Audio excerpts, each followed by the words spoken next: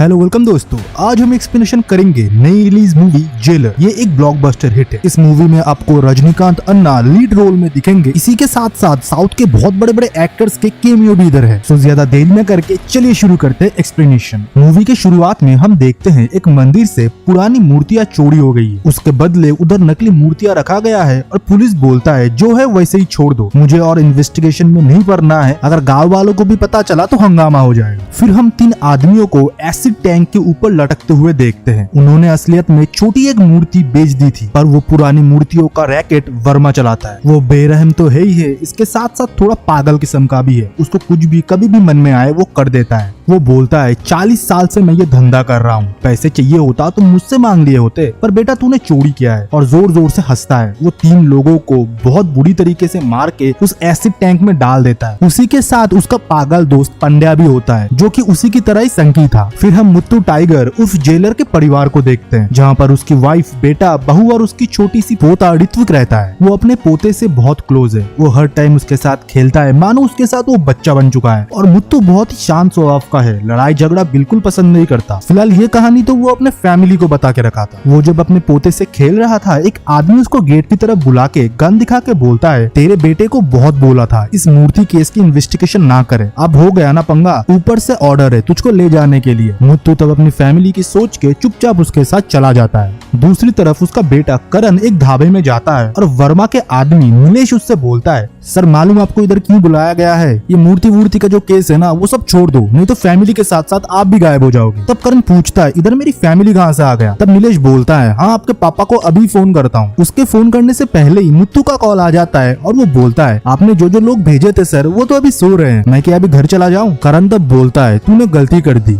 मैं तो शेर हूँ पर मेरे पापा डायनासोर है, तूने उनको उठा लिया। करण को असलियत में उसके पापा का सच्चाई पता था। वो फिर नीलेश को लॉकअप में ले जाके 3rd डिग्री देता है। और दूसरी तरफ हम देखते हैं मुत्तू अपने फैमिली के साथ बहुत हंसी खुशी से रहता था। उसके बेटा उसका इज्जत करता था, वो उसी की तरह एक ऑनेस्ट पुलिस ऑफिसर था। असलियत में मुत्तू एक रिटायर्ड जेलर होता है। उसने हमेशा सिस्टम के दायरे में रह के ही अपना काम किया है। अपने ऑनेस्टी के साथ ही अपने बेटे को भी उसने पुलिस ऑफिसर बनाया है। मुत्तू एक दिन बाजार से लौट रहा था, उसको पांडुरंगा बोलता है, अभी तो गाड़ी से मैं तुझको ठोक देता, तेरे पोते ने एक बार बॉल मार के मेरी भाड़े की टैक्सी की कांच तोड़ दिया था। जब मैंने उसको पूछा ऐसा क्यों किया, वो तब मुझे बोलता है, सड़क से गाड़ी चलाना छोड़ दे, हवा में गाड़ी चला, और तो दूर से हंस रहा था, तब से तेरे ऊपर मेरा खुन्नस है। फिर कुछ दिनों तक घर में सब कुछ ठीक था। फिर पूर्णिमा एक दिन सुबह मुत्तू को बोलती है, करण कल रात से घर नहीं लौटा। फिर मुत्तू पुलिस स्टेशन भी फोन करके पूछता है कि एसीपी करण किधर है? तब वो लोग बोलते हैं, सर करण साहब तो कल रात को ही जल्दी ऑफिस से निकल गए थे। फिर मुत्तू परेशान हो जाता है और एक दिन बीत जाता है। फिर वो सीनियर ऑफिसर से जाके मिलता है। तब वो ऑफिसर लोग बोलते हैं, करण आफ्टर ऑल एक एसीपी है, हम लोग जल्दी उसको ढूंढ लेंगे, बात बाहर ना जाए नहीं तो डिपार्टमेंट का बदनामी होगा। उसके एम्प्लॉयज भी आपस में बात कर रहे थे, मूर्ति इन्वेस्टिगेशन में उसको किसने बोला था जाने के लिए, हम लोगों ने रोका भी था, साले को हीरो बनना था, अब तो गायब हो गया ना। और मूर्ति सब कुछ दूर से सुन रहा था। फिर मुत्तू पता करने के लिए नीलेश के पास जाता है और उसे माफी मांगता है। बोलता है, जो भी हुआ मैं माफी मांगता हूँ, आपको अगर पता है मेरा बेटा कहाँ पर है, आप प्लीज मुझे बता दीजिए, वो कभी भी आप लोगों को डिस्टर्ब नहीं करेगा। तब मुत्तू बोलता है, लॉकअप में तो तेरे बेटे ने मुझे पे 3rd डिग्री बजाया था, अब मुझे पता भी हो मैं नहीं बताऊंगा, और हाँ मैं कल चमेली के घर जा रहा हूँ, तुझको अगर उधर जाके पता करना है तो तू आ सकता है। और जोर जोर से उसके सारे लोग उस पर हंस रहे। और रात को जब मुत्तू घर लौटता है, उसे तब एक लेडी कांस्टेबल बोलता है, सर मैंने करण साहब को पहले ही मना किया था, इन मूर्ति इन्वेस्टिगेशन में आज से पहले जितने ऑफिसर भी गए हैं कोई जिंदा नहीं है, तो शायद करण सर भी अब हमारे बीच में नहीं रहे। ये बात सुन के मुत्तू और उसके फैमिली मानो अंदर से टूट चुके थे, मानो पूरे घर में ग्रहण सा लग गया था। उसकी वाइफ पूर्णिमा उससे बोलती है, आज आपके वजह से मेरा बेटा का आज ये हाल हुआ है। लाइफ में बहुत सारे जगह कॉम्प्रोमाइज भी करना होता है, आपने अगर आपके बेटे को ये बात सिखाया होता तो हो सकता है वो आज हमारे बीच जिंदा होता। मुत्तू बहुत सोचता है। फिर हम देखते हैं मुत्तू का कुछ अलग रूप, मानो शेर शिकार करने से पहले तैयार हो रहा है। और वो बाहर निकलता है और रास्ते में उसको पांडु मिलता है, और पांडु उसको फिर से धमकी देता है, तुझे मैं एक दिन जरूर ठोक दूंगा। तब मुत्तू बोलता है, आज मैं चमेली से मिलने के लिए जा रहा हूँ, तुम अगर मेरे साथ आना चाहो तो आ सकते हो। पांडु का क्या है, लड़की का नाम सुनते ही उसको लिफ्ट देने के लिए भी वो रेडी हो गया। फिर हम रूम में नीलेश को देखते हैं, जिसको कोई एक वॉइस नोट भेजा था, सर वर्मा ने एसीपी को किडनैप कर लिया है, उसके वजह से पुलिस इधर प्रॉब्लम कर रही है, हमसे पूछताछ किया जा रहा है। तब नीलेश बोलता है ये सारी बात तू फोन पे मत कर, मुझे मेरा जान प्यारा है और मैं वर्मा का वफादार कुत्ता हूँ। वो जब ये सब बात कर रहा था उसके पीछे जेलर खड़ा हुआ था। वो उसको मार के लाश को एक बस्ते में भर के निकल जाता है और बाहर जाके पांडु को बोलता है इसके अंदर कचरा है, तुम मेरा मदद करो, पानी में इसको फेंकना है। पांडु फिर नीलेश का मदद करता है और उस बोरी को पानी में फेंक देता है। कार में बैठ के जब वो अपना हाथ देखता है उसमें खून लगा था। तब जेलर उसको सच्चाई बता के बोलता है अब तो तू भी फंस गया ना, अब तुझे मेरा साथ देना पड़ेगा। फिर हम देखते हैं ऋत्विक को स्कूल छोड़ने के लिए मुत्तू गया था और आइसक्रीम की दुकान से वो लोग आइसक्रीम ले रहे थे। तभी अचानक ऑटो से एक आदमी चाकू लेके आता है और ऋत्विक के गले की तरफ मारता है, पर कैसे भी मुत्तू उसको बचा लेता है। तभी उसे वर्मा कॉल करके बोलता है नीलेश को तूने मार के क्या सोचा, तू बच जाएगा, तेरे पूरे परिवार का इतना टुकड़ा करूंगा कि पूरे बॉडी पार्ट समेटने में 10 दिन लग जाएंगे। फिर मुत्तू रात में दारू पीने के लिए चला जाता है और उधर वो ऑटो वाला आदमी भी था। वो लोग मुत्तू का पीछा करता है और उसका पीछा करते करते आदमी मुत्तू को मारने ही वाला था। मुत्तू तब गाड़ी से एक बड़ा स्वाड निकालता है और उसका गला धड़ से अलग कर देता है। उसका साथी ये सब कुछ देखकर पैंट में ही मूत देता है और मुत्तू उर्फ जेलर उसे भी उधर मार देता है। फिर अगले दिन वो पूर्णिमा से बोलता है मुझे करण के जाने के बाद रात में नींद नहीं आता, डरा डरा मैं रहता हूँ, अच्छा है तुम मुझे एक साइकियाट्रिस्ट के पास लेके चलो। फिर डॉक्टर जब उसे देखने के लिए अकेले रूम में रहने को बोलता है तब मुत्तू बोलता है मुझे असलियत में सर कुछ मर्डर करने के लिए जाना है, आप कुछ दिनों के लिए मेरी फैमिली का ख्याल रख सकते हो, कुछ नहीं एक छोटा सा कमरा उन लोगों को दे दो। ये बात सुन के डॉक्टर बौखला जाता है और तब मुत्तू बोलता है मेरे फैमिली को जस्ट बोल देना, कभी कभी जस्ट मुत्तू वायलेंट हो जाएगा और कभी कभी एकदम से चुप, बस उनको लगे कि मैं मेंटली थोड़ा बीमार हूँ। इधर गुरु एक आदमी को बोलता है ये गाड़ी एसीपी की फैमिली का है, लास्ट लोकेशन इनका पता करो। असलियत में गुरु भी वर्मा के लिए काम करता है। फिर जेलर और पांडु बेंगलोर जा रहे थे, तब उसे पूर्णिमा कॉल करती है। तब जेलर बोलता है कि मुझे डॉक्टर साहब ने थोड़ा टहलने के लिए बोला है, इसलिए मैं और मेरा दोस्त पांडु बेंगलोर जा रहे हैं। और पूर्णिमा तब पांडु को बोलता है इनका ख्याल रखना, ये थोड़ा मानसिक बीमार है। तब पांडु बोलता है हाँ इनके वजह से मैं फंसा हुआ हूँ, पर वो फोन में नहीं मनी मन बोलता है। फिर जेलर बेंगलोर विक्रम के घर आता है, वो और कोई नहीं बेंगलोर का जाना माना डॉन है। वो मुत्तू को देखते ही सर करके बुलाता है और मुत्तू से बोलता है सर आप नहीं होते तो आज मैं इस रास्ते पे नहीं आता, आपने मेरी सजा को कम करवाया, आपका मैं बहुत शुक्रगुजार हूँ। असलियत में मुत्तू उस जेलर ने उसका सजा कम करवाया था क्योंकि उसका बिहेवियर जेल में बहुत अच्छा था और वो मुत्तू को अपने साथ ले जाने के लिए 5 शार्प शूटर कम पहलवान देता है और एक छोटा पैकेट बड़ा धमाका उसके साथ भेज देता है। फिर जेलर एक खाने की दुकान पे जाता है और एक लड़के से बोलता है वॉइस नोट में बोला था ना वर्मा ने एसीपी को किडनैप कर लिया है, तो मैं हूँ उस एसीपी का पापा डायनासोर। तब वो लड़का रोते रोते बोलता है सर मुझे पता नहीं उन लोगों ने एसीपी सर को कहाँ किडनैप करके रखा है, हाँ पर मुझे मूर्तियों का लोकेशन पता है कि किस रास्ते वो मूर्तियां लेके जाते हैं। फिर क्या हम पांडु को देखते हैं एक फेक मूर्ति पकड़ के रास्ते में खड़ा होकर वो हर एक ट्रक को बोल रहा है मूर्ति गाड़ी से गिर गया है, आप लोगों में से किसी का है। और कुछ ही टाइम बाद मछली जाल में फंसती है और कुछ टाइम बाद एक ट्रक बोलता है हाँ हमारे गाड़ी से ही गिर गया है, तुम पीछे जाके रखवा दो। और उसी टाइम छोटा पैकेट ने गाड़ी के नीचे चेन लगा दिया था और जेलर ने खड़े खड़े गाड़ी को पलट दिया था। ये सीन बहुत ज्यादा एपिक है। फिर दूसरी तरफ वर्मा हॉस्पिटल पहुंच के डॉक्टर को धमका के रूम पता करता है और जेलर को वीडियो कॉल करके बोलता है अब क्या करेगा, तेरी पूरी फैमिली इस रूम के अंदर है, एक एक को इधर ही चीर के गाड़ दूंगा। और वो दरवाजों पे लात मारने ही वाला था तब जेलर उसको मूर्तियां दिखाता है और सारे ट्रैक का लोकेशन भी बताता है। तब वर्मा का फट जाता है क्योंकि उसका करोड़ों का नुकसान होने वाला था। तब जेलर बोलता है क्यों हिला डाला ना, और बोलता है मेरी फैमिली से 10 रुपए तो भीख लेके आएगा और उसका वीडियो तो मुझे भेजेगा। ये सीन बहुत ही मजेदार है। फिर जब वो सेटलमेंट के लिए पहुंचता है जेलर तब उसे बोलता है मेरे फैमिली से दूर रहे, तुझे इस बार तो मैंने जिंदा छोड़ दिया पर बार बार तेरी किस्मत इतना अच्छा नहीं रहेगा, फिर भीख मांगना तेरा परमानेंट जॉब बन जाएगा, वो भी लूडा लंगड़ा बन के। वर्मा अपने ड्राइवर्स को एसिड में डुबा रहा था और ये बेइज्जती से उसको बहुत बुरा लगता है और वो अपने लोगों को फोन करके बोलता है जेलर का पूरा फैमिली आज ही के आज खत्म हो जाना चाहिए, जितने भी लोग हैं उसके घर की तरफ भेजो। फिर रात को जब जेलर सो रहा था उसको घर के बाहर लोगों के चलने की आवाज सुनाई दे रहा था। वो अपने सोते हुए पोते को बेसमेंट में छुपा देता है और अपने बीबी और बहू को डाइनिंग टेबल में बुलाता है और उन लोगों से बोलता है मैंने मेरे बेटे को अच्छे विचारों के साथ ही बड़ा किया है, सच्चाई के लिए सर कटाना हो या सर झुकाना मैंने सब उसको सिखाया है। तो अब पूर्णिमा तुम सोचो अगर मेरा बेटा इतना डेयरिंग है तो उसका पापा कितना डेयरिंग होगा, वो तो डायनासोर है। अब इस घर के अंदर जो भी होगा उनको सिर्फ इग्नोर करना, ये तो सिर्फ एक टेलर है, पूरी पिक्चर तो आगे बाकी है। फिर घर के अंदर एक के बाद एक गुंडे आते हैं पर स्नाइपर्स उनको मार गिराते हैं। ये फाइट सीन बहुत ही ब्रूटल है,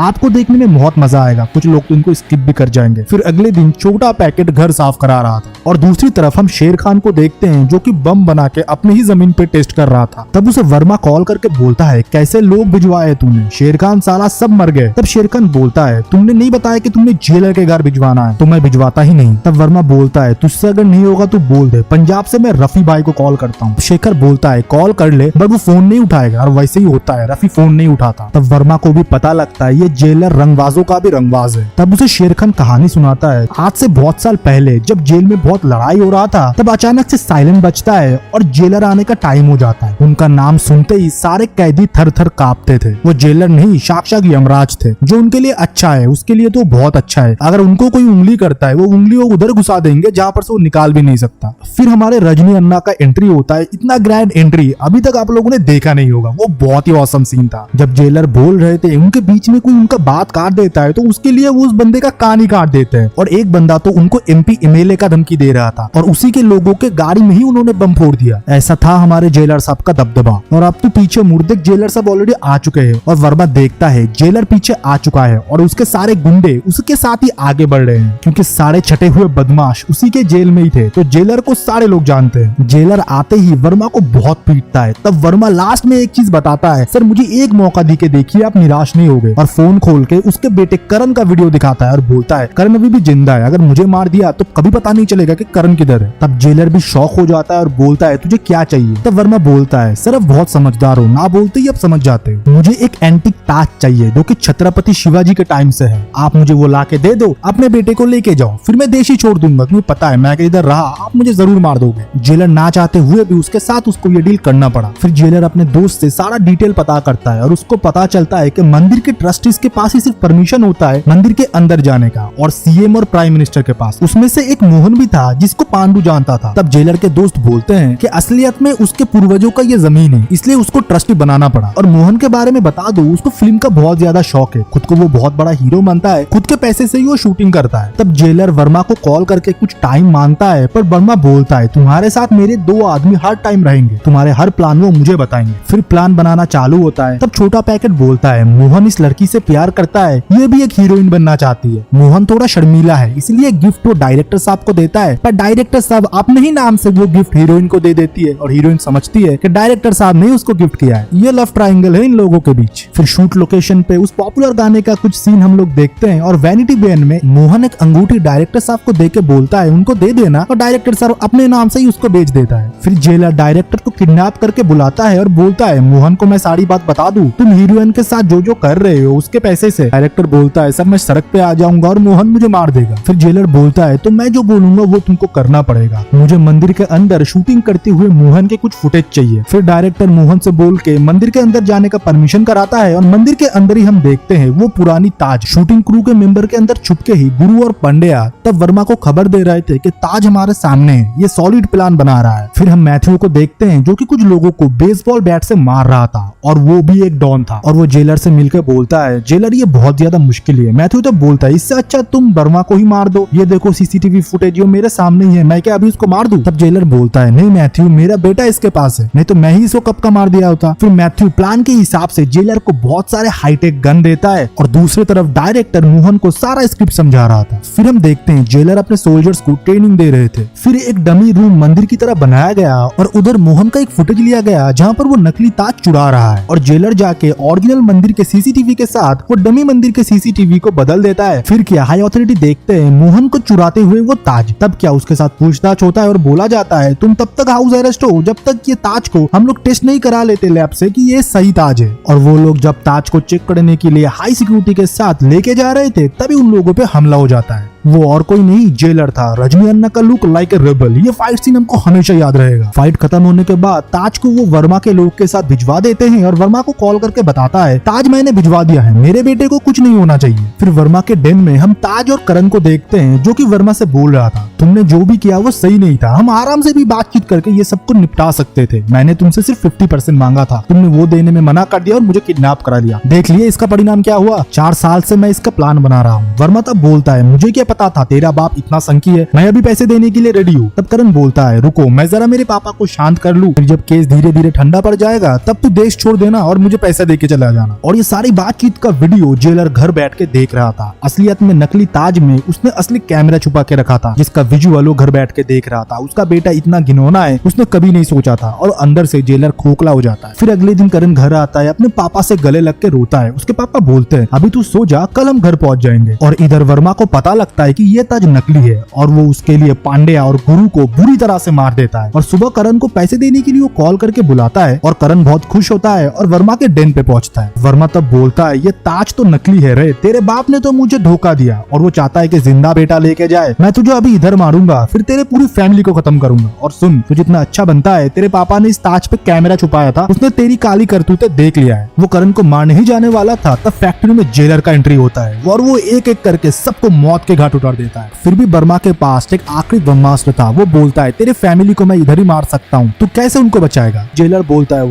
वेट। तब उधर विक्रम का एंट्री होता है और उन लोगों को विक्रम बीच से चीर देता है और वर्मा के सारे मूर्तियों का ट्रक मैथ्यू पकड़ लेता है और इधर जेलर स्वैग में बैठता है। वो सीन बहुत ही औसम था। फिर वर्मा को भी वो उस एसिड के ट्रंक में ही डुबा के मारता है और अपने बेटे को बोलता है बेटा ऐसा तूने क्यों किया, तू तो एसीपी है, रिस्पेक्टेड भी है, अच्छी खासी तेरी सैलरी भी है। उसका बेटा बोलता है पापा मैं लालच में आ गया था, मैं आगे से ऐसा नहीं करूंगा। पापा आप घर चलिए, ऋत्विक आपका वेट कर रहा है, पूजा भी मेरी राह देख रही होगी। तब जेलर बोलता है देर आए दुरुस्त आए, तुझे तेरी गलती समझ में आ गया, इतना ही काफी है, तो पुलिस में जाके सरेंडर कर दे, फिर कोर्ट जो फैसला सुनाएगा वो तू फॉलो करना। फिर उसका बेटा गुस्सा जाके बोलता है आपके पास इतना बुद्धि भी नहीं है ना, मैं एसीपी हूँ, अगर मैं सरेंडर कर दिया मेरा इज्जत का क्या होगा। ये बात सिर्फ आप और मुझे ही पता है, जितने लोगों को पता था वो तो मर चुके हैं। और वो गन निकाल के जेलर पे ही तान देता है। और फिर क्या होना था, जेलर का वो आइकॉनिक सीन, वो चश्मा खोलते हैं और करण को दूर से स्नाइपर शूट करके मार देता है और इधर ही कहानी खत्म हो जाता है। आई होप आपको कहानी पसंद आई हो। हमको सपोर्ट करने के लिए चैनल को सब्सक्राइब करे, वीडियो को लाइक करे, कमेंट सेक्शन में अपना ओपिनियन दे। तब तक के लिए बाय बाय, सी या।